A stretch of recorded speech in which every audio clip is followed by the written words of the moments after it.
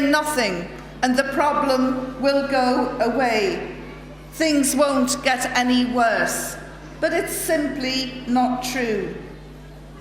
Do you think if Saladin Ayyubi had got onto his knees, trembling before the British, he would still be talked about in such grand manners in English classrooms today? Of course he wouldn't. The British didn't like him. He was their enemy, he was their foe. But my goodness, they respected him. And they acknowledged this respect. And as I say, centuries later, he still talked about today. We know 9/11, Bali, Madrid, and July 7 were terrorist atrocities, and they should be condemned. But how many Muslims continue to condemn the jihadists who today are fighting in defense of Muslim lands? And this is supported under international law, by the way. What would you do if somebody broke into your house? Would you sit back and do nothing? Of course you wouldn't. It would be your right to defend your property. The jihad that we're witnessing in Palestine, Iraq, Afghanistan, Kashmir, and Chechnya is something noble. It's a just war against tyranny, not to be confused with the crazy actions that unfolded on 9/11 in Bali, in Spain, and elsewhere. The actions of those who are fighting in defense of Muslim lands poses absolutely no threat to the West or Western lifestyles.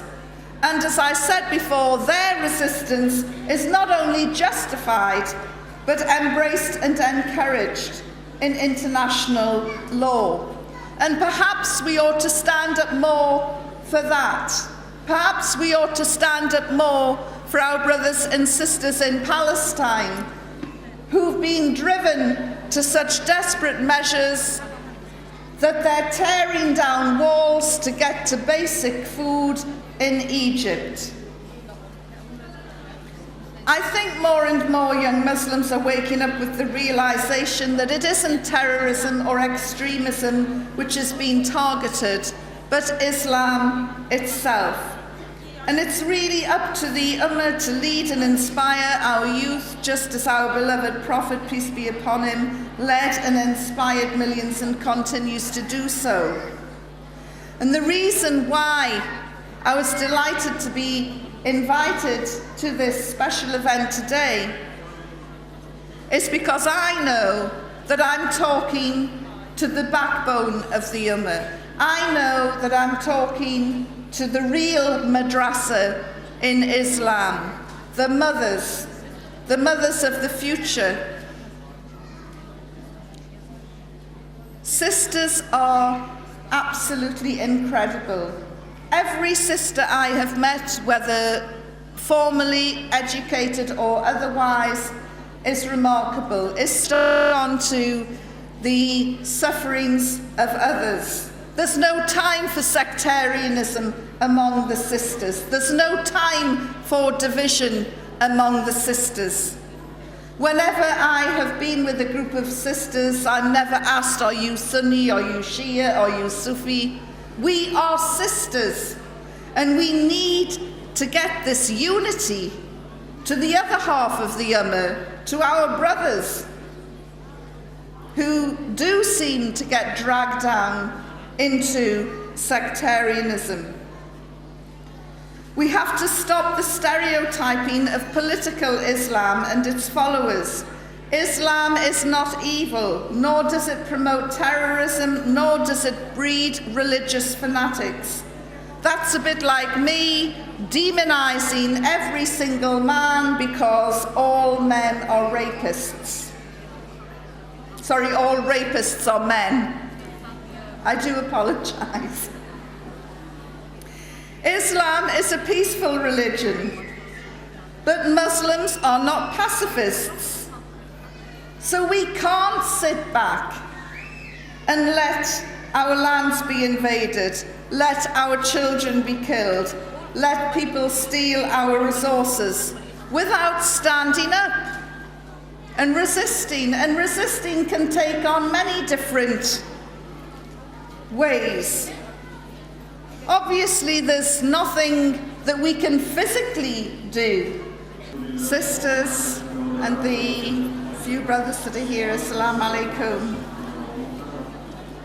And I was mentioning about Noor TV. Apparently we're reaching more than 160 countries around the world.